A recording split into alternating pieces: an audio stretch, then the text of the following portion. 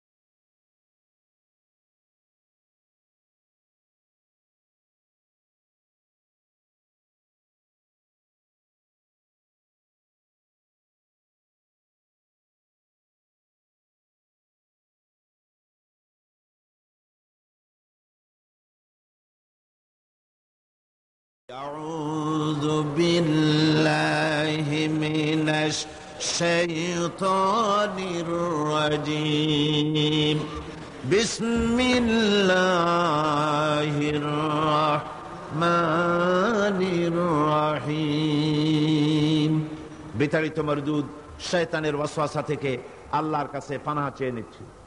ولكن البر من آمن بالله واليوم الآخر والملائكة والكتاب والنبيين। প্রকৃতপক্ষে পুণ্যের কাজ হচ্ছে আল্লাহর প্রতি ঈমান আনা, কিতাব, আখিরাত, ফেরেশতা এবং নবীদের প্রতি ঈমান আনা। এটাই হলো প্রকৃতপক্ষের পুণ্যের এবং সৎ কাজের পূর্ব শর্ত। এটাই হলো আসল পুণ্যের কাজ, আসল সৎ কাজ। আল্লাহর প্রতি ঈমান, পূর্ব পশ্চিমে মুখ ঘুরানো, এটা একটি রূপক, এটা একটি উপমা, একটা দৃষ্টান্ত আল্লাহ দিয়েছেন। মূল কথা হচ্ছে, আসল কথা হচ্ছে, পূর্ব পশ্চিমে মুখ যতই ঘুরাও এটা কোনো মূল ব্যাপার নয় নেক কাজের জন্য। নেক কাজের মূল ব্যাপারটাই হলো আল্লাহর প্রতি ঈমান আনা। আর আল্লাহর প্রতি ঈমান আনার যে ব্যাপারটি, এ ব্যাপারে আমাদের মধ্যে তো কোনো, এইখানে যারা উপস্থিত আছি আমরা তো সবাই আল্লাহর প্রতি ঈমান এনেছি, কথা ঠিক কিনা গণ? আর ঈমানের মূল ভিত্তিটা কি? ভিত্তিটাই হলো, ফাউন্ডেশনটাই হলো লা ইলাহা ইল্লাল্লাহু মুহাম্মাদুর রাসূলুল্লাহ। জোরে সরে পড়েন, লা ইলাহা ইল্লাল্লাহ, লা ইলাহা ইল্লাল্লাহু মুহাম্মাদুর রাসূলুল্লাহ। এটাই হলো ঈমানের মূল ফাউন্ডেশন, মূল ভিত্তি। এখন ঈমানটা কি জিনিস? ঈমান আমনুন ধাতু থেকে, ধাতু থেকে নিষ্পন্ন হয়েছে।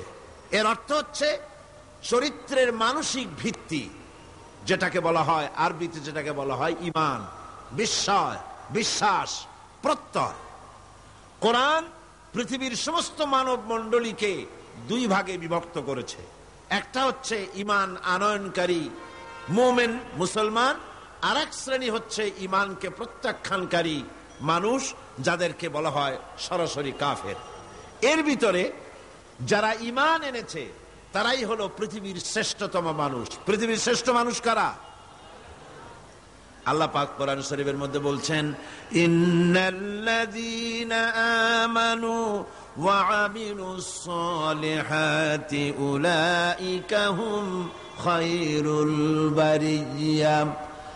আল্লাহ পাক বলেন, নিশ্চয়ই যারা ঈমান এনেছে আর আমলে সালেহ করেছে, নেক কাজ করেছে, তারাই হলো সৃষ্টির ভিতরে সবচাইতে ভালো মানুষ, শ্রেষ্ঠ মানুষ। যারা ঈমান এনেছে এবং আমলে সালেহ করেছে, তারাই হলো সৎ কাজ করেছে, এরাই হলো সবচাইতে শ্রেষ্ঠ মানুষ, ভালো মানুষ। এই ঈমান আবার দুই প্রকার। এই ঈমান কয় প্রকার? এক প্রকার হচ্ছে ধর্মীয় ধরনের ঈমান, আর এক প্রকার হচ্ছে পার্থিব ধরনের ঈমান। এখন ধর্মীয় ধরনের ঈমান যেটা, সেটা হলো আল্লাহ, পরকালে বিশ্বাস করা, পরকালে জবাবদেহিমূলক জীবন যাপন করা, নবীর জীবন আদর্শকে মেনে চলা, রিসালাতকে মেনে চলা, এগুলি হলো ধর্মীয় ধরনের ঈমান। আর পার্থিব ধরনের ঈমান হচ্ছে এখানে না আছে আল্লাহ, না আছে পরকাল, না আছে কোনো কিতাব, না আছে কোনো ফেরেশতা, না আছে কোনো রসুল, না আছে চরিত্রের কোনো বালাই, না আছে এখানে কোনো কিছু। এখানে মৌলিক চরিত্র গঠনের শিক্ষা দীক্ষা এখানে কিছুই নাই। এখানে আছে দুনিয়া কা মজা লে লো, দুনিয়া তোমারি হ্যায়, ইট ড্রিঙ্ক অ্যান্ড বি মেরি, খাও পান করো আর ফুর্তি করো, টু ফুর্তি নো চিন্তা। এই হলো পার্থিব ঈমানের নমুনা। এখন পার্থিব ঈমানে যারা ঈমানদার, তাদের ঈমানের চারটা ভাগ, তাদের মাবুদ হচ্ছে চারজন। পার্থিব ঈমান, এই ঈমানে যারা বিশ্বাসী, তাদের মাবুদ কয়জন? চারজন। তাদের প্রথম মাবুদ, এক নম্বরের মাবুদ হচ্ছে দেশ বা জাতি। এই দেশের জন্য, জাতির জন্য তারা প্রাণ দিতে পারে, তারা সব কিছু করতে পারে। তারা দেশের জন্য, জাতির জন্য ধন, মান, রক্ত সব দেওয়া পুণ্যের কাজ বলে মনে করে। কিন্তু ধর্মের জন্য কোনো কিছু করা, এটা পিছিয়ে যাওয়া মনে করে, যে আমাদেরকে পিছিয়ে নিয়ে যাওয়া হচ্ছে, তথাকথিত মধ্যযুগের দিকে আমাদেরকে সরিয়ে নিয়ে যাওয়া হচ্ছে। দেশ এবং জাতি হলো তাদের কাছে প্রধান। তারা ধর্মকে বাদ দিয়ে জাতি গঠন করতে চায়। এজন্য বিশ্বকবি আল্লামা ইকবাল রহমতুল্লাহ আলাইহি বলেছেন, কম মজহব সে হ্যায় মজহব জু নহি তুম ভি নহি, কম মজহব সে হ্যায় মজহব জু নহি তুম ভি নহি, জজ্বে বহম জু নহি মাহফিল আঞ্জুম ভি নহি। ধর্মেতে হয় জাতির গঠন, ধর্ম নাই তো তুমিও নাই, নাইকো যদি মাধ্যাকর্ষণ, গ্রহ সূর্য ভূমিও নাই। ধর্ম দিয়ে একটা জাতির গঠন হয়। যদি ধর্মকে বাদ দিয়ে জাতি গঠন করা হয়, তাহলে অবস্থা হবে মাধ্যাকর্ষণ, ল অফ গ্রাভিটেশনের কারণেই যেমন চন্দ্র, সূর্য, গ্রহ, নক্ষত্র, সৌররাজি, নবমণ্ডল, ভূমণ্ডল একটা আর একটাকে টেনে ধরে আছে, আকর্ষণ করে আছে, আর একটাকে কেন্দ্র করে আর একটা ঘুরছে, টিকে আছে, এর স্থিতিশীলতা আছে। যেদিন এই মাধ্যাকর্ষণ শক্তি যদি না থাকে, তাহলে গ্রহ, সূর্য, ভূমি যেমন থাকবে না, অনুরূপ ভাবে যে জাতি গঠন হয় ধর্ম বিবর্জিত ভাবে, সেই জাতি দুনিয়ার ভিতরে টিকে থাকতে পারে না। তারা লাঞ্ছিত হয়, তারা নিগৃহীত হয়, তারা নির্যাতিত হয়। আল্লামা ইকবাল আরো সুন্দর করে বলছেন, ইন্তাজা খুদাও মে বড়া সবসে वो वतन है, इंताजा खुदाओं में बड़ा सबसे वो वतन है, जो पिरहन इसका है वो मजहब का काफन है। এদের কাছে এই পার্থিব ঈমানদার যারা, তাদের কাছে যে তাদের এই যে দেশ এবং জাতি, এই দেশ এবং জাতির জন্য স্বাদেশিকতার জন্য, কওমের জন্য যেটা তারা করে, এটা ধর্মের জন্য কাফন হয়ে যায়। অর্থাৎ তারা যেভাবে দেশ এবং জাতির পূজা করে, এতে করে ধর্মকে কাফন পরিয়ে দেওয়া হয়। সেই জন্যে ধর্ম জাতি গঠন হতে পারে না যদি ধর্ম না থাকে। পার্থিবী মানে যারা ইমানদার, তারা ধর্ম বিবর্জিত ভাবেই তারা দেশ এবং কমকে তারা মর্যাদা দেয়। দেশের পানির ব্যাপারে, নদীর ব্যাপারে, গাছের ব্যাপারে, তরুলতার ব্যাপারে, সূর্যের ব্যাপারে অনেক গান রচনা করতে পারে। তাদের কবিতা শক্তি উচ্চারিত হতে থাকে, সুন্দর সুন্দর কবিতা সাহিত্য তারা লেখে। কিন্তু পার্থিব ইমানদার ব্যক্তি যারা, পার্থিব ইমানে যারা বিশ্বাসী, তাদের তৃতীয় খোদা হলো তাদের দেশের আইন। এই আইনকে তৈরি করে তারা নিজেরা,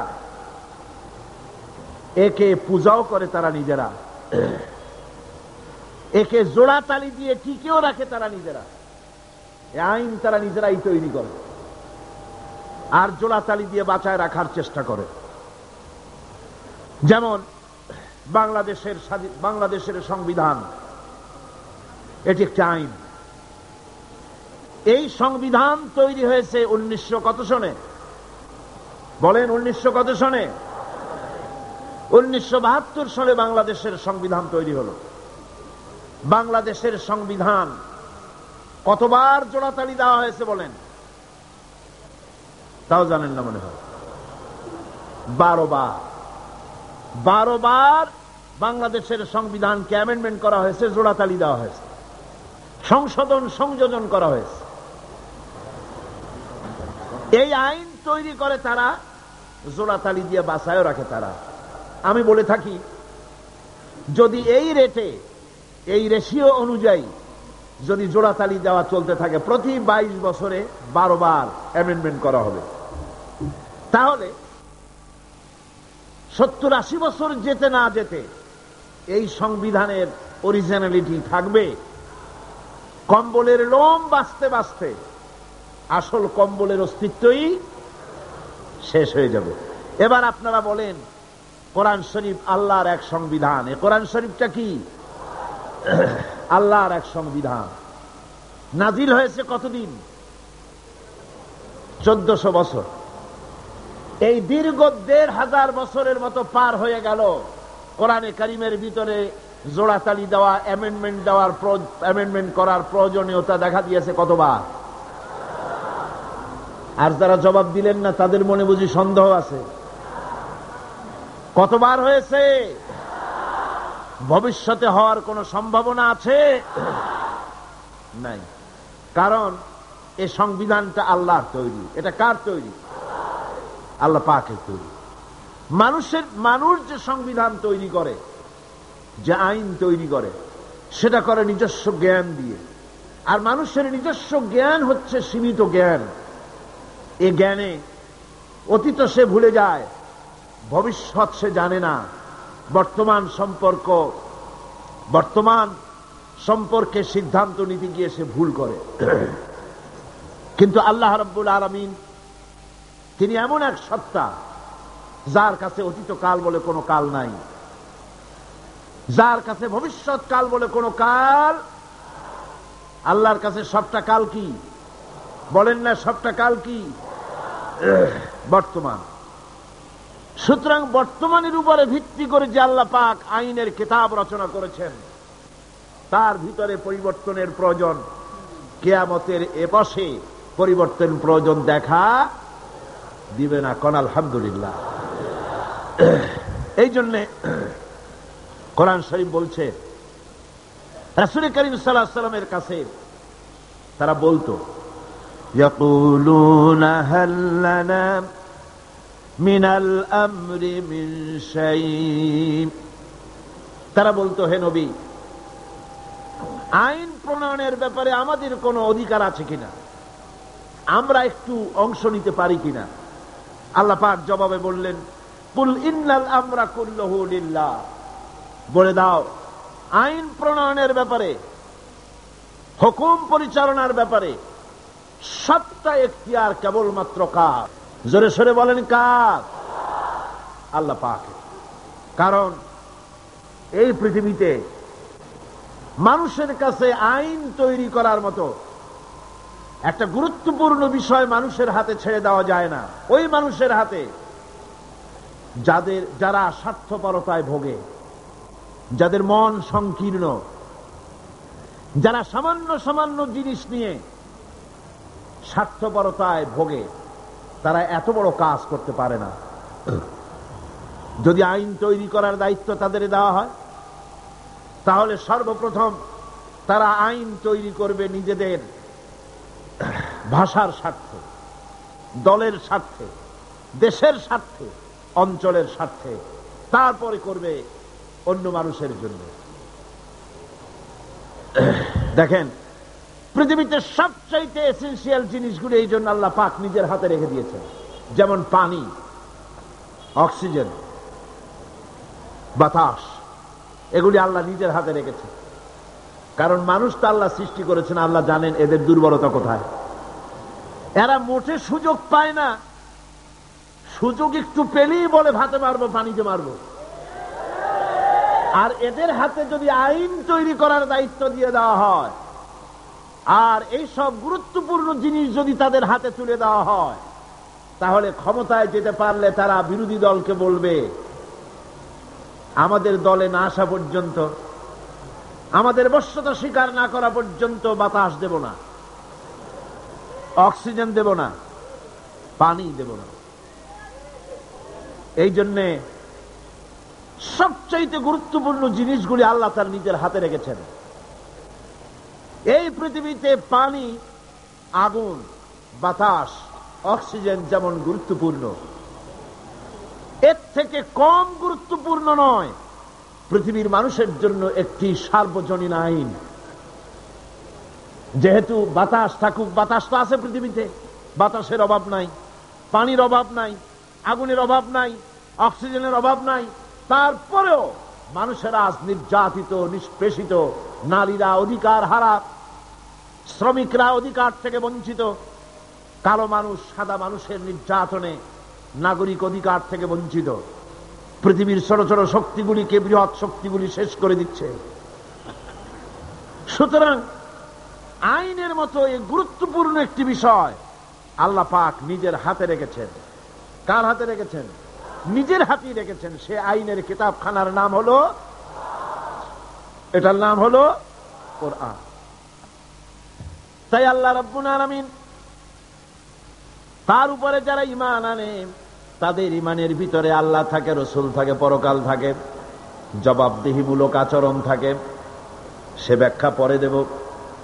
আর পার্থিব ঈমানে যারা বিশ্বাসী, পার্থিব ঈমান যাদের রয়েছে, পার্থিব ধরনের ঈমান যাদের, তাদের ঈমান হলো 3 নম্বরে হতেছে তাদের দেশের আইন, 4র্থ নম্বরে তাদের মাবুদ হচ্ছে, 4র্থ নম্বরের খোদা হচ্ছে তাদের কাছে তাদের নফস, প্রবৃত্তি।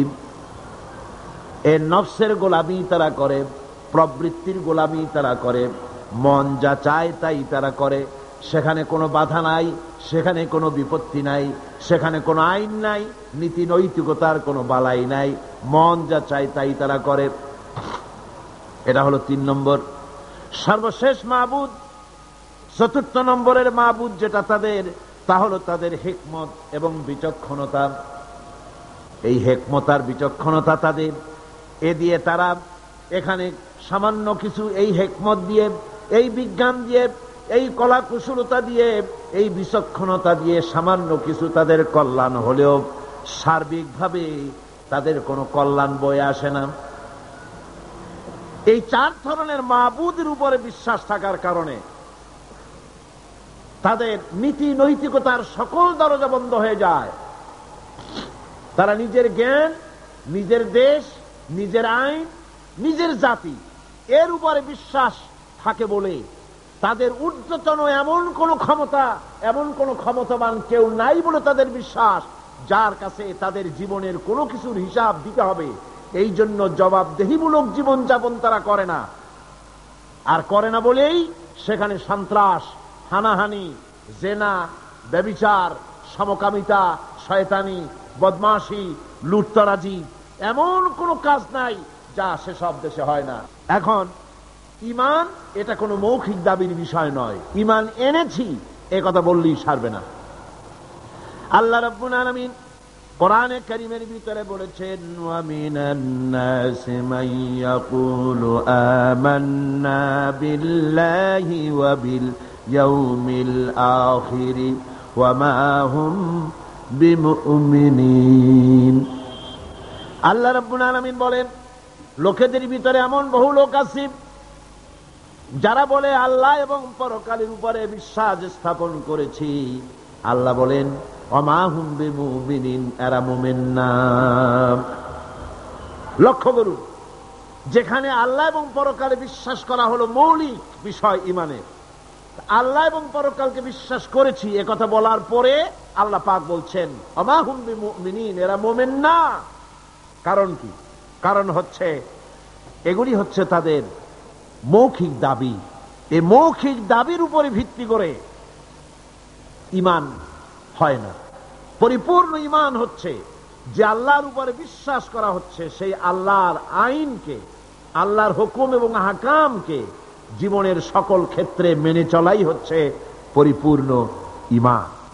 আর এই ঈমান যারা আনে তারাই হয় সেই ঈমানদার লোকেরাই পৃথিবীর মধ্যে সবচাইতে মর্যাদা সম্পন্ন। আর তাদের মর্যাদা সম্পর্কে আল্লাহ পাক কোরআন শরীফে বলছেন, যারা ঈমান আনে দুনিয়াও তাদের মর্যাদা হবে, আখিরাতেও মর্যাদা হবে। আল্লাহ রাব্বুল আলামিন বলেন, জাযাউহুম ইনদা রাব্বিহিম জান্নাতু আদনিন তাজরি মিন তাহতিহাল আনহার খালিদিনা ফিহা আবাদান। আল্লাহ পাক বলছেন, যারা নাকি ঈমান আনবে আমার উপরে আর আমলে সালেহ করবে, নেক কাজ করবে, তাদের জন্য পুরস্কার হলো সবুজ শ্যামল এমন জান্নাত আমি তাদের জন্য রেখেছি, যার নিচের থেকে শতত নহর প্রবাহিত। আর এই জান্নাতের ভিতরে তারা থাকবে, তারা সেখানে বসবাস করবে। রাদিয়াল্লাহু আনহুম ওয়া রাদু আনহু, আল্লাহ পাক তাদের উপরে সন্তুষ্ট, যারা ঈমান এনেছে, যারা ঈমানের উপরে থেকেছে তাদের উপরে আল্লাহ সন্তুষ্ট, আর তারাও আল্লাহ রাব্বুল আলামিনের উপরে সন্তুষ্ট। যালিকা লিমান খাশিয়া রাব্বাহ, আর এটা এই জন্য যে তারা তাদের প্রভুকে ভয় করে চলেছে, তারা তাদের আল্লাহকে, তাদের রবকে ভয় করে জীবন যাপন করেছে। এই জন্য আল্লাহ রাব্বুল আলামিন কিয়ামতের দিন তাদেরকে পুরস্কৃত করবেন। ঈমান মুমিন ব্যক্তির শ্রেষ্ঠ অবলম্বন, ঈমান মুমিন ব্যক্তির শ্রেষ্ঠ অবলম্বন।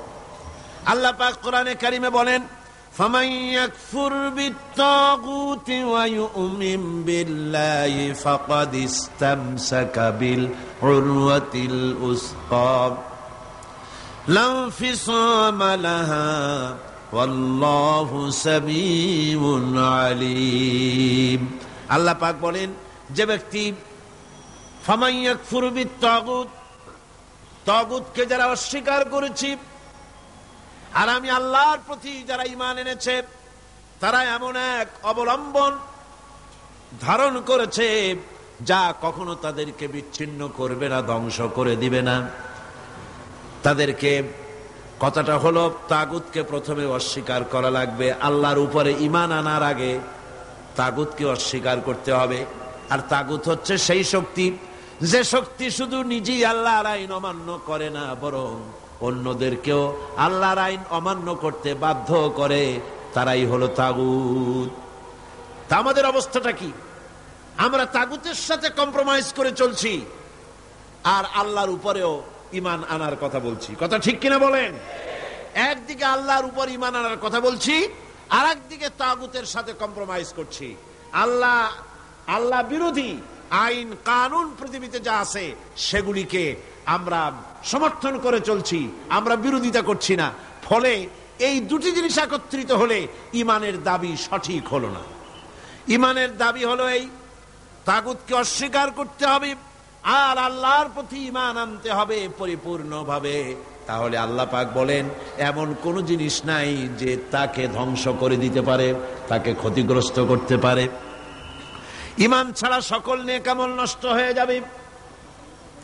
মানুষের নেক আমল, প্রত্যেক মানুষ কিছু না কিছু ভালো কাজ করে। ঈমান যদি না থাকে তাহলে এই ভালো কাজের কোনো মূল্য নাই। কোরআনে কারিমে রব্বুল আলামিন বলেন, কুল হাল নুনাব্বিউকুম বিল আখসারিনা আমালা আল্লাযীনা যাল্লা সা'য়ুহুম ফিল হায়াতিদ দুনিয়া ওয়া হুম ইয়াহসাবুনা আন্নাহুম ইউহসিনুনা সুনআ। আল্লাহ পাক বলেন, নবী আপনি বলুন, আমি কি তোমাদেরকে বলবো না এই কথা যে আমলের দিক থেকে সবচাইতে ব্যর্থ কোন ব্যক্তি, আমলের দিক থেকে ব্যর্থ ক্ষতিগ্রস্ত কোন ব্যক্তি, তা কি বলবো না? সেটা হলো এই দুনিয়ার চেষ্টা সাধনায় যারা সঠিক পথে চলার কথা মনে করে, যারা ভ্রান্ত পথে চলেছে আর মনে করেছে এটাই আমরা ভালো কাজ করতেছে ফাসাদের কাজ, আর মনে মনে ভাবতেছে আমরা দেশ গড়ার কাজ করতেছি। যেমন পার্বত্য চট্টগ্রামে শান্তি বাহিনী নাম ওই বাহিনী যারা মানুষ মারে, সমানে মানুষ জবাহ করে, বাড়িতে আগুন লাগায়, মানুষগুলিকে শান্তিতে বসবাস করতে দেয় না। এদের নাম হয়েছে কি? শান্তি বাহিনী। খেরাত কা নাম রাখ দিয়া জুনুন আর জুনুন কা নাম খেরাত। পাগলপনার নাম বুদ্ধিপনা, আর বুদ্ধিপনার নাম হলো পাগলপনা। কানার নাম পদ্মলোচন। এই কথাই এখানে প্রযোজ্য। নিজেরা কাজ করে তারা মনে করে যে আমরা এটা সমাজের জন্য, দেশের জন্য ভালো কাজ করতেছি। আসলে এই কাজটি ঈমানের উপরে না থাকার কারণে এই কাজগুলির দ্বারা দেশ এবং জাতি ক্ষতিগ্রস্ত হচ্ছে, আর তারা মনে করছে আমরা খুব ভালো কাজ করছি। এই যে ঈমান ছাড়া, আল্লাহকে খুশি করার নিয়ত ছাড়া যে কাজগুলি তারা করছে, ওদের সম্পর্কে রব্বুল আলামিন বলেন, উলাইকাল্লাযীনা কাফারু বিআয়াতি রাব্বিহিম ওয়া লিকাইহি ফাহাবিতাত আ'মালুহুম ফালা নুকিমু লাহুম ইয়াওমাল কিয়ামাতি ওয়াজনা। এরা হচ্ছে সেই সব লোক যারা আল্লাহর সঙ্গে দেখা করাকে অস্বীকার করেছে।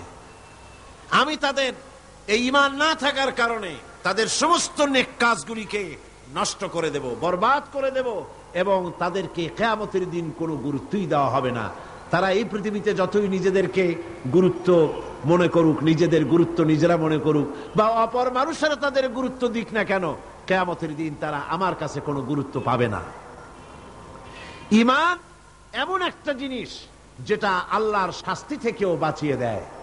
আল্লাহ মানুষের উপরে যদি কোনো গজব আসে, আযাব আসে, এই আযাব থেকে, গজব থেকে বাঁচতে হলে কিসের প্রয়োজন? জোরে বলেন না, কিসের প্রয়োজন? ঈমানের প্রয়োজন। আল্লাহ রাব্বুল আলামিন বলেন, প্রচন্ড শাস্তি থেকে বাঁচার জন্য ঈমানের দরকার হবে। ইয়া আইয়ুহাল্লাযীনা আমানু হাল আদুল্লুকুম আলা তিজারাতিন তুনজিকুম মিন আযাবিন আলীম। হে বিশ্বাসীরা, আমি কি তোমাদেরকে এমন একটি ব্যবসার কথা বলবো না যে ব্যবসায় তোমাদেরকে কঠিন জাহান্নামের শাস্তি থেকে বাঁচায় দেবে? কোন সুবহানাল্লাহ। আল্লাহ জাহান্নামের শাস্তি থেকে বাঁচাবার জন্য ফর্মুলা দিচ্ছেন, বাতায় দিচ্ছেন। আমি এমন একটা ব্যবসার কথা তোমাদের বলি যে ব্যবসাটা করলে পরে জাহান্নামের কঠিন শাস্তি থেকে তোমরা বেঁচে যাবে। ব্যবসার কথা আল্লাহ পাক এই জন্য বললেন, মানুষের ব্যবসায় লাভবান হওয়ার ব্যাপারটায় খুব বেশি লোভ থাকে। ব্যবসায় লাভবান হওয়ার জন্য রাত জাগে, কষ্ট করে, পরিশ্রম করে। ব্যবসাটা মানুষ খুব ভালো বোঝে। এই জন্য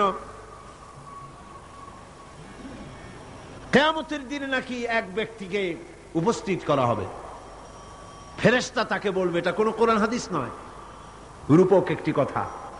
ফেরেশতা তাকে জিজ্ঞেস করবে, সে লোকটা বড় ব্যবসায়ী, পৃথিবীতে নাম করা ব্যবসায়ী ছিল। ফেরেশতা তাকে প্রশ্ন করবে, আল্লাহর বান্দা, তোমার নেক এবং পাপ পাপ আর পুণ্য দুটোই সমান সমান হয়ে গেছে। বলো এখন তুমি কোথায় যাবা, দোজখে যাবে না বেহেশতে যাবা? ব্যবসায়ী লোকটি তখন বলবে, ভাই ফেরেশতা, আমি বেহেশতও চিনি না, দোজখও চিনি না, যেখানে গেলে পরে আমার 2 টাকা লাভ হবে আমার সেখানে পাঠায় দাও। তার মানে হচ্ছে ব্যবসাটা মানুষে খুব ভালো বোঝে, আর লাভ এর কথা শুনলে পরে মানুষ সেদিকে বেশি ঝুঁকে পড়ে। এই পৃথিবীর বুকে যত ব্যবসা আছে সমস্ত ব্যবসার ভিতরে লাভ আছে, নোকসানেরও সম্ভাবনা আছে। 100% লাভের সম্ভাবনা নিয়ে ব্যবসা কেউ করতে পারে না, করা সম্ভব নয়। আল্লাহ রাব্বুল আলামিন বলেন, আমার সঙ্গে যে ব্যবসাটা হবে ওই ব্যবসাটা হলো তিজারাতান লান তাবুর। এই ব্যবসার ভিতরে কোনো নোকসান নাই, কোনো রকমের ক্ষতি বা লসের কোনো সম্ভাবনা নাই। জোরে বলেন সুবহানাল্লাহ। জাহান্নাম থেকে যদি বাঁচতে চাও আমার সাথে ব্যবসা করো। সেই ব্যবসাটা কি? জাহান্নামের আযাব থেকে বাঁচতে হলে আল্লাহর সাথে যে ব্যবসাটা, সেই ব্যবসাটার নাম হলো ঈমান। সেই ব্যবসাটার নাম কি? ঈমান। তুমিনুনা বিল্লাহি ওয়া রাসূলিহি ওয়া তুজাহিদুনা ফি সাবিলিল্লাহি বিআমওয়ালিকুম ওয়া আনফুসিকুম যালিকুম খায়রুল লাকুম ইন কুনতুম তা'লামুন। এটা হলো আমার সঙ্গে ব্যবসাটা করো, পুঁজি খাটাও, 3টা পুঁজি খাটাও।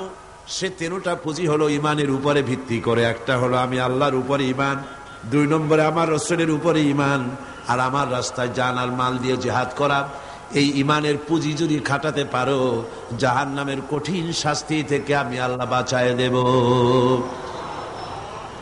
দুনিয়াও যত আযাব আসে গজব আসে, এটা হলো পরকালের কথা। দুনিয়ায় যত শাস্তি আছে গজব আসি, দুনিয়ার আযাব থেকেও বাঁচার জন্য আল্লাহ পাক বলেন ঈমান হলো একমাত্র অবলম্বন। ঈমান যদি থাকে দুনিয়ার আযাব থেকেও বাঁচায় দেব। ওয়ালাম্মা জাআ আমরুনা নাজ্জাইনা হুদাও ওয়াল্লাযীনা আমানু মাআহু বিরহমাতিম মিন্না ওয়ানাজ্জাইনাহুম মিন আযাবিন গালিয। আল্লাহ পাক বলেন, যখন আমার আযাবের ফয়সালা হয়ে গেল, চূড়ান্ত রূপে আযাবের ফয়সালা হয়ে গেল কওমে হুদের উপরে, আমি তখন হুদকে এবং তার উপরে যারা ঈমান এনেছিল, আমার উপরে যারা ঈমান এনেছিল, ঈমানদারদেরকে হুদের সঙ্গে আমি বাঁচাইয়া দিলাম, আমার গজব থেকে তাদেরকে রক্ষা করলাম। সুতরাং ঈমান হলো আসল জিনিস। সে আসল জিনিসের সাথে আমাদের সম্পর্ক খুবই কম। ঈমান হচ্ছে পৃথিবীর শান্তি এবং সমৃদ্ধির চাবিকাঠি। খাল কাটা অভিযানের মাধ্যমে সমৃদ্ধির চাবিকাঠি নয়। পৃথিবীতে আপনি তুত গাছ বেশি করে লাগাইয়া বেশি রকমের উৎপাদনমুখী অনেকগুলি কাজ করলেন, কিন্তু আপনার কাছে ঈমান নাই, আপনি পৃথিবীর ভিতরে শান্তি এবং সমৃদ্ধি লাভ করতে পারবেন না।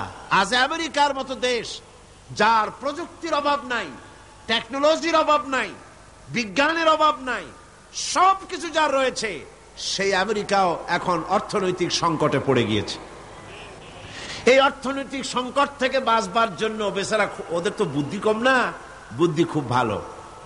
বুদ্ধি আল্লাহ যাদের বেশি হওয়ার কথা ছিল, আল্লাহ যাদের বুদ্ধি বেশি দেওয়ার কথা ছিল, যাদের বুদ্ধি বেশি হবে তাদের মগজই আজকে খালি হয়ে গেছে। আমেরিকা তার অর্থনৈতিক সংকটের কারণে বিশাল মাথা ভারী সৈন্য, এই এত সৈন্য পুষবে কি করে? কষ্ট হয়ে গেছে, মুসিবত হয়ে গেছে এই বিরাট সেনাবাহিনী তার জন্য। কি চালাক, কি বুদ্ধি তার! সে বুদ্ধি করে সাদ্দামকে বলে দিল, তোমার কিছু সংখ্যক সৈন্য কুয়েতের বর্ডার দিয়ে একটু মার্চ করাই আনো, যুদ্ধ টুদ্ধের দরকার নাই, খালি একটা মার্চ করাই নিয়ে আসো। সাদ্দাম তার 60,000 সৈন্য কুয়েতের বর্ডার দিয়ে মার্চ করায় নিয়ে আসলো। কুয়েত তো শীত, মার্স দেখেই তার অবস্থা কাহিল। আমেরিকা বলল কোনো ভয় নাই, এ সাদ্দাম ভারী দুষ্ট, তোমারে শেষ করবে, আমি আসতেছি, আমি থাকতে তোমার ভরসা কি, মানে এই ভয় কি। সাহায্য চাওয়ার আগেই 2 লক্ষ সৈন্য পাঠিয়ে দিল কুয়েতে। এই 2 লক্ষ সৈন্য, সাদ্দাম তো শুধু মার্চ করে, তার সৈন্য ব্যারাকে পাঠিয়ে দিয়েছে। 2 লক্ষ সৈন্য কুয়েতের বুকে আজ অবস্থান করছে। এই 2 লক্ষ সেনাবাহিনীকে খাওয়া পরা, তাদের বেতন, তাদের চিকিৎসা, তাদের সামরিক মহড়া, সব খরচ বহন করতে হবে কুয়েতকে এবং সৌদি আরবিয়াকে। দেখেন অবস্থা। তাহলে বোঝা গেল ঘটনাটা বাইদি ভাই আমি বললাম, মূল আমি যেটা বলতে চেয়েছি যে জমিন থাকলেই, প্রযুক্তি থাকলেই সমৃদ্ধি আসে না। সমৃদ্ধির জন্য, স্বস্তির জন্য, স্থিতিশীলতার জন্য, সবকিছুর জন্য প্রয়োজন হচ্ছে ঈমান। সবকিছুর জন্য প্রয়োজন কি? ঈমান। ঈমানটা এলেই, জমিনটা তো আল্লাহর, জমিনটা কার? আল্লাহ রাব্বুল আলামিন বলেছেন, আমি যেখান থেকে শুরু করেছিলাম ভূমিকার ভিতরে, যেখানে বলেছিলাম ওয়ালাউ আন্না আহলাল কুরআ আমানু ওয়াত্তাকাউ লাফাতাহনা আলাইহিম বারাকাতিম মিনাস সামাই ওয়াল আরদ। আল্লাহ পাক বলেন, দেশের লোকেরা, জনপদের লোকেরা যদি আমার উপর ঈমান আনে আর আমাকে ভয় করার নীতি যদি অবলম্বন করে চলে, আল্লাহ 2টা শর্ত দিলেন। জোরে বলেন, শর্ত দিলেন কয়টা? কি কি? ঈমান আর তাকওয়া। ঈমান আর কি? 2টা শর্ত দিলেন আল্লাহ। বললেন আমার উপরে যদি ঈমান আনো আর আমাকে ভয় করার নীতি যদি অবলম্বন করে চলো, লাফাতাহনা আলাইহিম বারাকাতিম মিনাস সামাই ওয়াল আরদ, তাহলে আকাশ আর জমিনের সব বরকতের দরজা আমি আল্লাহ খুলে দেব। খাবারের অভাব হবে না, আকাশ থেকে বৃষ্টি পড়বে, সার পড়বে। সার তো নতুন আবিষ্কার হয়েছে, এর আগে এই পৃথিবীতে সার কে দিয়েছেন? আল্লাহ রাব্বুল আলামিন দিয়েছেন, এখনো দিচ্ছেন। পৃথিবীর মাটিতে আমি এই মাটির বরকতের সব দরজা খুলে দেব। আমাদের দেশে কোনো জিনিসের অভাব নাই। ভোলায় গেছিলাম, ভোলা, বরিশাল, গ্রেটার বরিশাল, এর মধ্যে ভোলা এখন একটা জেলা। সেখানে শুনলাম তেলের কূপের সন্ধান পাওয়া গেছে, কিন্তু তেল উঠাইতে পারতেছে না। তেল আমাদের দেশেও আছে, আমাদের দেশেও তেল আছে, কোন আলহামদুলিল্লাহ। অনেক সম্পদ আছে। আল্লাহ পাক বলছেন আমার উপরে যদি ঈমান আনো আর আমাকে ভয় করার নীতি যদি অবলম্বন করো, মাটির তলার তেল সবটুকুন বের করে দেব। আর যদি আমার উপর ঈমান না আনো, আমাকে যদি ভয় না করো, বরং আমাকেই যদি বৃদ্ধাঙ্গুষ্টি প্রদর্শন করে চলো, মাটির তেল উঠবে না, তোমাদের তেল বের করে ছাড়বো। এবার আমি বলবো, প্রত্যেকটি জিনিসের বিপরীত আর একটা জিনিস থাকে, থাকে না? থাকে কিনা? যেমন রাতের বিপরীতে দিন, আকাশের বিপরীতে জমিন, অমাবস্যার বিপরীতে পূর্ণিমা, ভালোর বিপরীতে মন্দ, সত্যের বিপরীতে মিথ্যা, আবার সুন্নতের বিপরীতে বেদাত, তাওহীদের বিপরীতে শিরক। অনুরূপ ভাবে এই পৃথিবীতে ঈমানের বিপরীত আর একটা শব্দ আছে, যার নাম হলো কুফর। কাফেরের বন্ধু হলো, কাফেরদের বন্ধু হচ্ছে তাগুত। কাফেরের বন্ধু কারা? আল্লাহ পাক বলেন, ওয়াল্লাযীনা কাফারু আউলিয়াউহুমুত তাগুত ইউখরিজুনাহুম মিনান নূরি ইলাজ যুলুমাত। কাফেরদের বন্ধু হলো, কাফেরদের অভিভাবক, কাফেরদের নেতা, তারা হলো তাগুত। আর তাগুত হলো নিজেও আল্লাহর আইন মানে না, অন্যদেরকেও আল্লাহর আইন মানতে দেওয়ার, মানার সব পথ রুদ্ধ করে দেয়। ওর নাম হলো তাগুত। আল্লাহ বলেন কাফেরদের বন্ধু হলো তাগুত। এই তাগুতেরা কাফেরদেরকে ইউখরিজুনাহুম মিনান নূরে ইলাজ যুলুমাত, এই আলো থেকে এদেরকে অন্ধকারের ভিতরে নিয়ে যায়। তাগুতেরা, তাগুত শক্তি কাফেরদেরকে আলো থেকে কোথায় নিয়ে যায়? অন্ধকারের ভিতরে নিয়ে যায়। আলো হচ্ছে ইসলাম। আলো কি? ইসলাম। আর অন্ধকার কি? মানুষের তৈরি করা মতবাদ। তাই এরা বলতে থাকে, পৃথিবীর এই সব মানুষেরা এরা বলতে থাকে যে দেখো ইসলাম হচ্ছে বহুত পুরানা জিনিস, এটার মধ্যে তেমন কিছু নাই। আসল হচ্ছে মুক্ত বুদ্ধি, মুক্তি চেতনা, মুক্ত চেতনা, মুক্ত বুদ্ধি, এগুলোর দিকেই মানুষকে তারা আকর্ষণ করে। নাস্তিক্যবাদের দিকে শয়তানের এই চেলারা নাস্তিক্যবাদের দিকে মানুষকে ঠেলে দিয়ে দেয়। নাউযুবিল্লাহি মিন যালিক। তারা মানুষকে জ্ঞানের নামে অন্ধকারের দিকে ঢুকিয়ে দেয়। তাদের কাছে যে জ্ঞান আছে, আমাদের দেশে যত বুদ্ধিজীবী আছে, আমি পাইকারি হারে সমস্ত বুদ্ধিজীবীদেরকে খারাপ বলি না। বুদ্ধিজীবী মাত্রই খারাপ নয়। যে সমস্ত বুদ্ধি কন্ট্রোল হয় ওহির জ্ঞান দিয়ে, সেই সব বুদ্ধিজীবীরা ভালো বুদ্ধিজীবী। আর যে সব বুদ্ধিজীবীরা ওহির জ্ঞানকে অস্বীকার করে নিজস্ব মন মস্তিষ্ক প্রচিত জ্ঞান দিয়ে মানুষকে জ্ঞান বিতরণ করতে চায়, ওরাই হলো তাগুতি শক্তি, ওরাই হচ্ছে নাস্তিক, ওরাই হচ্ছে মুরতাদ, যারা আল্লাহর জ্ঞানকে, ওহির জ্ঞানকে অস্বীকার করে মুক্তি বুদ্ধি চর্চার নামে যারা মানুষের সামনে প্রচার করে নিজেদের মতবাদ। সৃষ্টি স্রষ্টাকে তৈরি করেছে, মানুষেরা বুদ্ধি করে চিন্তা ভাবনা করে একটা স্রষ্টা বানায়েছে। আসলে স্রষ্টা বলতে কেউ নাই। জোরে কর নাউযুবিল্লাহ। এরা নিজেদেরকে খুব বুদ্ধির ঢেকি মনে করে এক একজন। যেমন আবুল হেকাম মনে করত আবু জাহেলের নাম ওহী আসার আগে ওর নাম কি ছিল? আবুল হেকাম। আবুল হেকাম মানে বুদ্ধির বাপ। কিন্তু ওহির জ্ঞান যখন এসে গেল পৃথিবীতে, তখন ওর নাম হলো কি? আবু জাহেল, মানে কি? মূর্খের পিতা। আজ যারা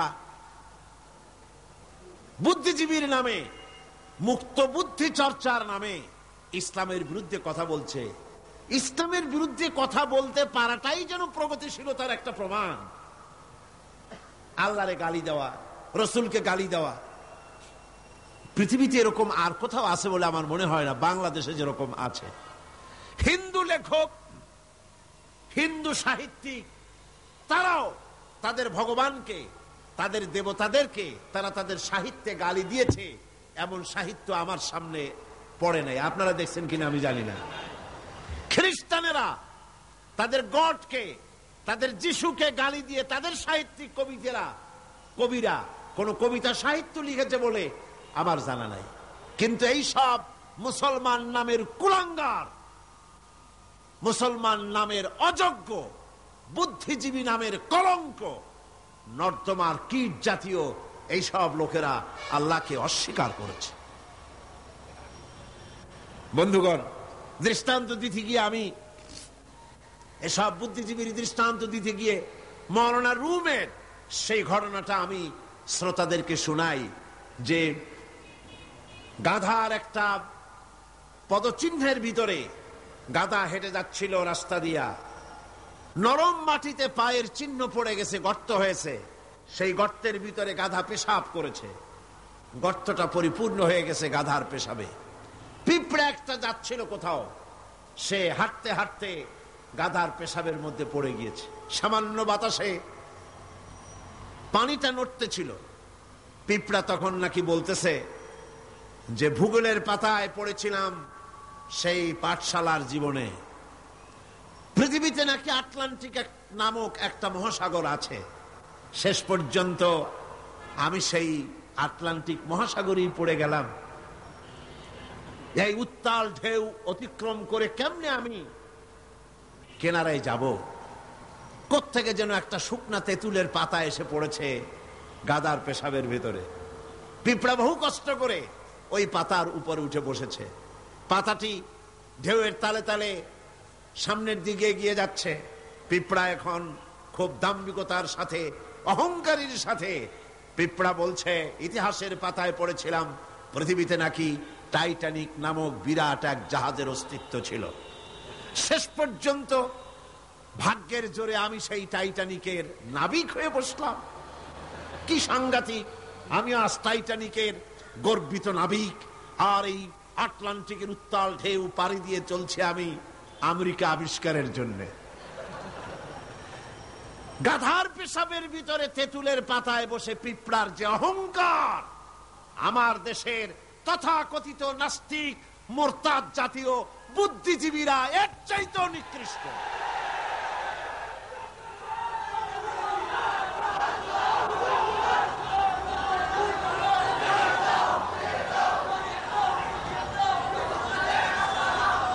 এবার আল্লাহর ভাষায় শুনুন, পৃথিবীর শ্রেষ্ঠ মানুষ কারা, তাও আল্লাহর ভাষায় শুনেছেন।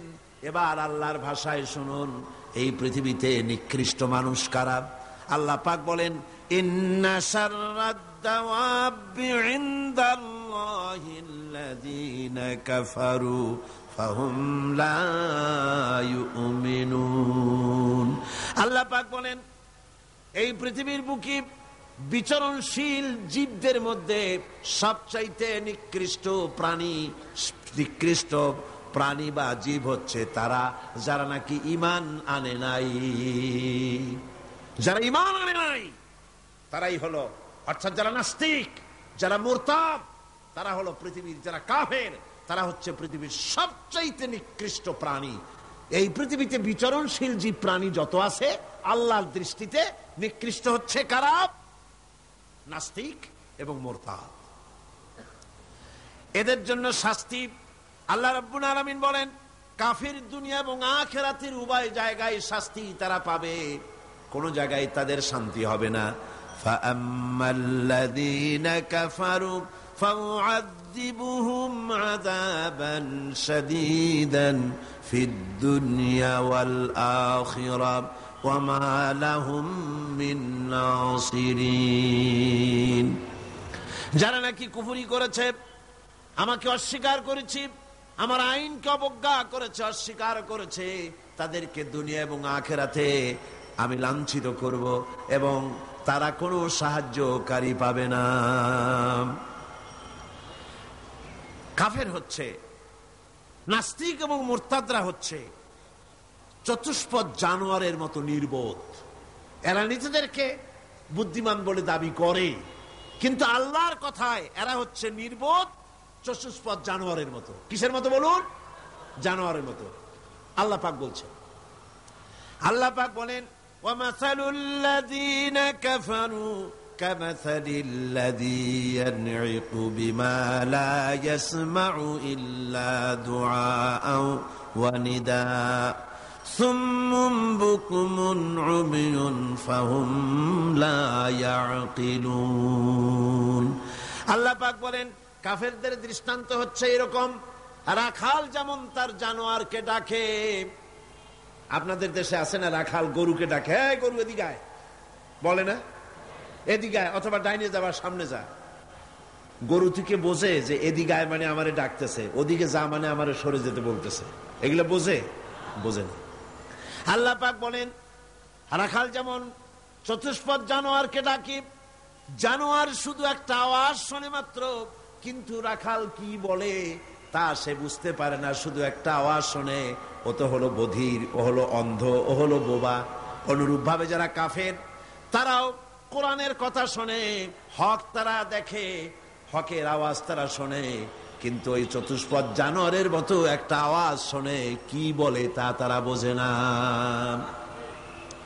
অন্তর থাকতে, বিবেক থাকতে তারা হককে বোঝে না, চোখ থাকতে হককে দেখে না, কান থাকতে হকের কথা তাদের কানের মধ্যে ঢুকে, মনের গহীনে বুঝে, মনের গহীনে পৌঁছে, সেটার অনুসরণ তারা বোঝে না, চিন্তাও করে না।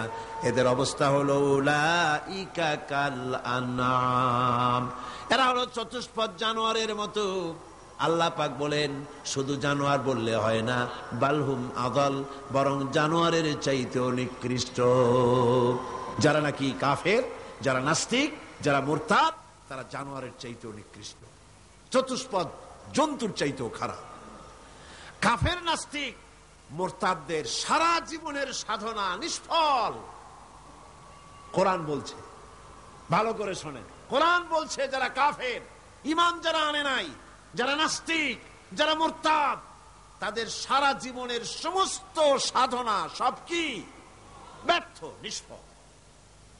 আল্লাহ পাক বলেন, ওয়াল্লাযীনা কাফারু আ'মালুহুম কাসারাবিম বিকিআতিন ইয়াহসাবুহুল যামআনু মা হাত্তা ইযা জাআহু লাম ইয়াজিদহু শাইআ।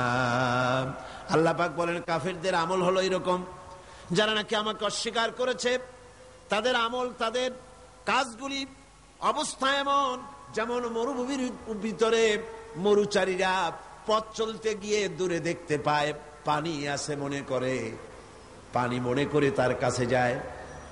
যখন কাছে চলে গেল, যারে পানি মনে করেছিল, হাত্তা ইযা জাআহু লাম ইয়াজিদহু শাইআ, যাকে পানি মনে করেছিল কাছে গিয়ে দেখলো কিছুই পেল না, পানি নাই। আছেন এরকম? মরীচিকা বোঝেন?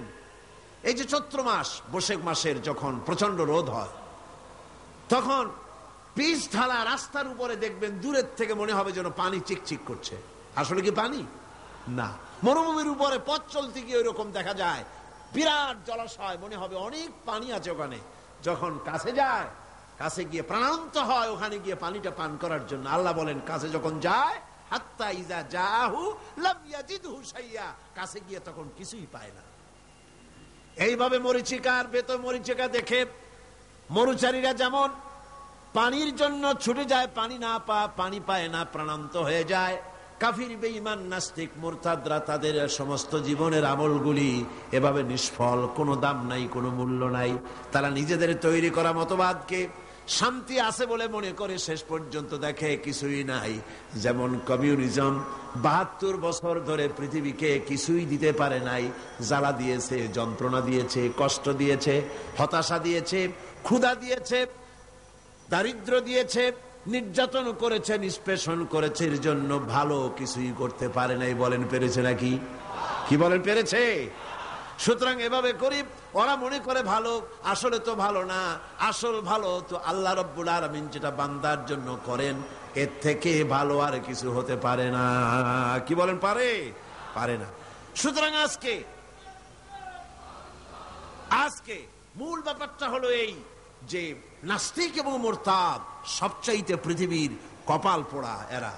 এরা সব বিশ্বাস করে কিন্তু আল্লাহর বিশ্বাস করে না। কন্যা উজবিল্লাহ। আমি বুঝি না যেদের মাথায় কি ঘিলু আছে কি নাই। একটা মাইক দেখলে, এই যে বিরাট মাইকগুলি আমার সামনে, অনেকগুলি মাইক আমার সামনে আছে, দেখলে কি মনে হয়? যেটা এমনি এমনি হয়েছে? বলেন আপনারা, কি মনে হবে? এমনি এমনি হয়েছে? এই বিশাল প্যান্ডেল দেখলে কি মনে হয়? যে কয়েকজন আলেম এখানে বসে কি একটা দোয়া দুরূদ পড়ে ফু দিছে আর অমনি প্যান্ডেলটা হয়ে গেছে। এই যে আলোয় ঝলমলে বিশাল মাহফিল, কি মনে হয় যে কেউ ফু দিল আর অমনি হয়ে গেল? এই ছোট্ট ঘড়িটা দেখলে কি মনে হয়? এমনি এমনি হয়েছে? ছোট্ট একটি ঘড়ি দেখলে মনে হয় কেউ বানিয়েছে, টেবিল দেখলে মনে হয় কেউ বানিয়েছে, মাইক দেখলে মনে হয় কেউ বানিয়েছে, এতটুকুন একটা প্যান্ডেল দেখলে মনে হয় কেউ বানিয়েছে। কিন্তু দুর্ভাগ্যের বিষয়, তথাকথিত বুদ্ধিজীবী আর এই নাস্তিক মুরতাদগুলি এমনই কপাল পোড়া, ওই বিশাল আকাশ দেখার পরে মনের ভিতরে তারা এটা বোঝে না যে এর পেছনে একজন স্রষ্টা আছে, যার নাম আল্লাহ রাব্বুল আলামিন। তারা বলে আকাশের স্রষ্টা নাই, জমিনের স্রষ্টা নাই, মানুষের স্রষ্টা নাই, সব নাকি এমনি এমনি হয়েছে। জোরে কর নাউজুবিল্লাহ। এই চিন্তার সংকীর্ণতা, এই জন্য কাফেরদের কোন জায়গায় তাদের জীবনের সমস্ত আমালগুলি বরবাদ হয়ে যাবে। আর কুফরি অবস্থায় তারা যদি তওবা না করে, কাফেরেরা, মুরতাদরা, নাস্তিকরা তওবা করে যদি ঈমানের পথে ফিরে না আসে, তাহলে তাদের মৃত্যুর পর তাদের উপরে লানত সকলের, আল্লাহ, ফেরেশতা, সকলের লানত। আল্লাহ পাক বলেন, ইন্নাল্লাযীনা কাফারু ওয়া মাতু ওয়া হুম কুফফারুন উলাইকা আলাইহিম লা'নাতুল্লাহি ওয়াল মালাইকাতি ওয়ান নাসি আজমাইন। যারা নাকি কাফের, আমাকে অস্বীকার করেছি, আমার আইনকে অস্বীকার করেছে, আমার সঙ্গে বিদ্রোহী বিদ্রোহিতা পোষণ করেছে, আর এই অবস্থায় যদি তার মৃত্যু হয়ে যায় কুফরি হালতে, তাহলে আল্লাহ, ফেরেশতা এবং সমস্ত সৃষ্টিকুলের লানত তার উপরে, জোরে কর নাউজুবিল্লাহ। এরপরে মৃত্যুর পর কাফির নাস্তিকেরা যখন চলে যাবে জাহান্নামের ভিতরে, যখন যাবে সেখানেও তাদের কোনো চিৎকারে কাজ হবে না, সাহায্যকারী মিলবে না। দুনিয়াও অশান্তি, আখিরাতেও অশান্তি, শান্তি কোথাও মিলবে না। জাহান্নামের ভিতরে তো অবস্থাটা এমন হবে, লা ইয়ামুতু ফিহা ওয়ালা ইয়াহইয়া, সেখানে তারা বাঁচবেও না মরবেও না, এমন এক দুরবস্থার মধ্যে তারা কাটাবে। সেখানে বসে তারা ওয়াহুম ইয়াস্তারিখুনা ফিহা রব্বানা আখরিজনা না'মাল সালিহান গায়রাল্লাযী কুন্না না'মাল। সেই জাহান্নামের ভিতরে বসে তারা চিৎকার করবে আর বলবে, রব্বুল আলামিন, মেহেরবানি করে আমাদের কি আর একবার জমিনে পাঠায় দাও। এইবার যদি পৃথিবীতে ফিরে যেতে পারি, ভালো ভালো কাজ করব, অন্যায় কাজ আর করব না, সুবিশাব হয়ে যাব, নামাজ পড়ব, দিনদার হব, ইমানদার হব। আল্লাহ বলবেন, আওয়ালাম নুআম্মিরুকুম, আমি কি হায়াত দিয়েছিলাম না? করলে তার ভিতরে বহুত কিছুই করতে পারতে, আর তোমাদের কাছে সতর্ককারীও এসেছিল, তা তোমরা মানো নাই, ঈমান আনো নাই। আজকে চিৎকার মেরে কোনো কাজ হবে না। ফাযুকু ফামা লিয-যালিমিনা মিন নাসীর, এই পাপের শাস্তি এখন ভোগ করতে থাকো, তোমাদের জন্য কোনো সাহায্যকারী তোমরা পাবে না, কোনো সাহায্যকারী পাবে না। জাহান্নামের আগুনই একমাত্র তোমাদের স্থান। জোরে কর নাউজুবিল্লাহ, জোরে বলেন নাউজুবিল্লাহ। কাফেররা দৃশ্যত যদি কোনো ভালো কাজ করেও, তা কখনো মুমিনদের কাজের সমান হবে না। কাল সুবহানাল্লাহ। কাফেররা ভালো কাজ করে না? করে কিনা? করে। কিছু তো ভালো কাজ করে, অনেক ভালো কাজ করে। ভালো কাজ, ভালো কাজ মানে কি? মানুষের কল্যাণের জন্য, জীবের কল্যাণের জন্য অনেক ভালো কাজ কাফেরেরাও করে। কিন্তু কাফেরদের ভালো কাজ কখনো মুমিনের ভালো কাজের সমান হবে না। আল্লাহ রাব্বুল আলামিন বলেন, আজআলতুম সিকায়াতাল হাজ্জ ওয়া ইমারাতাল মাসজিদিল হারামি কামান আমানা বিল্লাহি ওয়াল ইয়াউমিল আখির وجاهد في لله لا يستوون عند الله। আল্লাহ পাক বলেন, হাজীদের পানি পান করায়াম আর মসজিদে হারামের খেদমত করে তোমরা কি তাদের সমান হতে চাও যারা নাকি আমার উপর ঈমান এনেছে, পরকালকে বিশ্বাস করেছে আর আমার রাস্তায় জিহাদ করেছে? এই উভয় দল সমান আমার কাছে সমান হতে পারে না।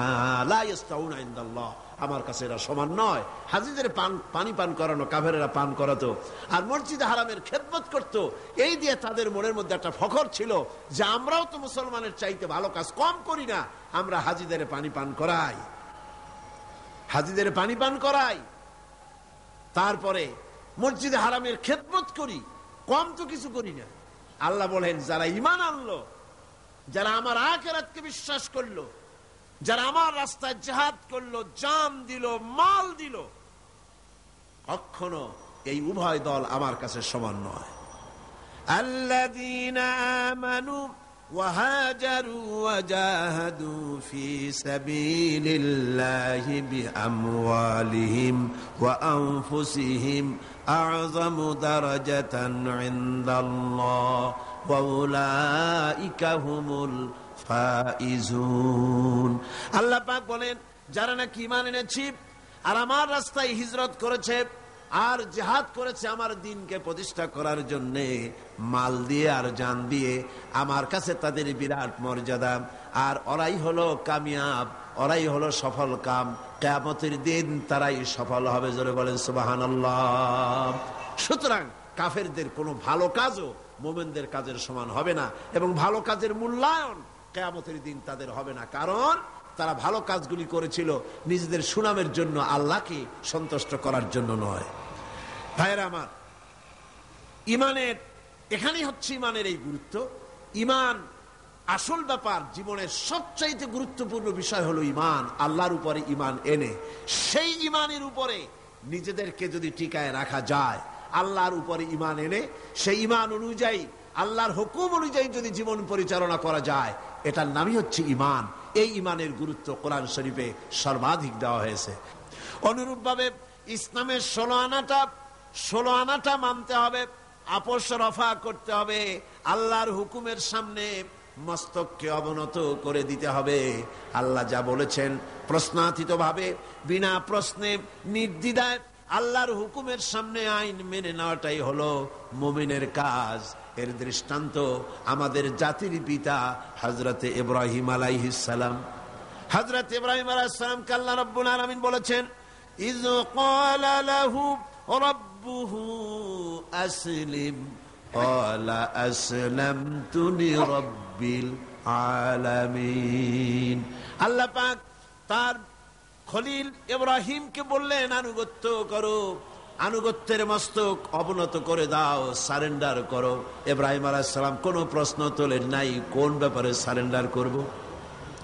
আল্লাহ যখনই বলেছেন মাথা নত করো, সারেন্ডার করো, আত্মসমর্পণ করো, কোন রকমের প্রশ্ন ছাড়াই আমাদের জাতির পিতা হযরত ইব্রাহিম আলাইহিস সালাম ঘোষণা করে দিলেন, আসলামতু লিরাব্বিল আলামিন। আপনারাও পড়েন, আসলামতু লিরাব্বিল আলামিন। সারেন্ডার্ড হয়ে গেলাম, আত্মসমর্পিত হয়ে গেলাম আকাশ এবং জমিনের মালিকের সামনে। এটাই হলো ঈমানের দাবি। এটা কিসের দাবি? ঈমানের দাবি। আল্লাহ যা বলবেন সেটার সামনে মাথা নত করে দেওয়া, এটাই হলো ঈমানের পরিচয়। আজকে ঈমানের পরিচয়ের উপরই আমি কথা বলতেছিলাম।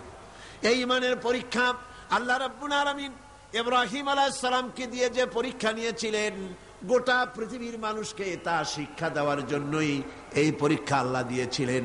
আল্লাহ পাক তাকে অর্ডার করলেন বিবি বাল বাচ্চাকে মরুভূমিতে ছেড়ে আসতে। হযরত ইব্রাহিম আপত্তি করেন নাই, মেনে নিয়েছিলেন। মরুভূমির ভিতরে বিবি বাল বাচ্চাকে ছেড়ে আসলেন, যেখানে খাবার নাই, পরার নাই, যেখানে গাছ নাই, পালা নাই, বাড়ি নাই, ঘর নাই, সেখানে ফেলে দিয়ে আসলেন। আবার এই ছেলে যখন বড় হলো, আল্লাহ রাব্বুল আলামিন অর্ডার করলেন ছেলেকে জবাই করে দাও। ইব্রাহিম আলাইহিস সালাম কোনো আপত্তি করেন নাই, বরং ছেলেকে বলেছেন, ইয়া বুনাইয়া ইন্নী আরা ফিল মানাম আন্নী আযবাহু, আমি স্বপ্নে দেখেছি আমি যেন তোমাকে জবাই করতেছি, এখন তোমার রায় কি আমাকে বলো। ছেলেও বিদ্রোহ করলো না। ছেলে কি পয়গম্বর না? ছেলেও বিদ্রোহ করেন নাই। ছেলে বললেন, ছেলে কিন্তু একথা বলেন নাই, আব্বা আমার মায়ের সাথে আমার বাচ্চা অবস্থায় আপনি ফেলে দিয়ে গিয়েছিলেন, খাবার দেন নাই, পরার দেন নাই, আশ্রয় দেন নাই, রুবুবিয়ত করেন নাই, প্রতিপালন করেন নাই, এখন কোন অধিকারে আমাকে জবাব করতে আসলেন? একথা বলেন নাই। বরং ছেলে জবাব দিলেন, মুসলমান কারে বলে, ঈমান কাকে বলে, সারেন্ডার কাকে বলে, ঈমানের পরিচয় কি, তার দৃষ্টান্ত হচ্ছে ইসমাঈল আলাইহিস সালাম ঘোষণা করে দিলেন, ইয়া আবাতি ফাল মা তু'মারু সাতাজিদুনি ইনশাআল্লাহু মিনাস সাবিরিন। হে আমার পিতা, আপনি যা আদিষ্ট হয়েছেন আপনি তা পালন করুন, আমি আমার মাথা নত করে দিলাম। আপনি আপনার হুকুম, আল্লাহ যে হুকুম করেছেন হুকুম পালন করেন, আমাকে ধৈর্যধারীদের মধ্যে আপনি পেয়ে যাবেন। ভাইরা আমার, আল্লাহ রাব্বুল আলামিন বলেন, ফালাম্মা আসলামা ওয়া তাল্লাহু লিল জাবিন। দুইজন আত্মসমর্পিত হয়ে গেল। বাবার হাতে ছুরি, ছেলেকে কাজ করেছে, জবাই করবে।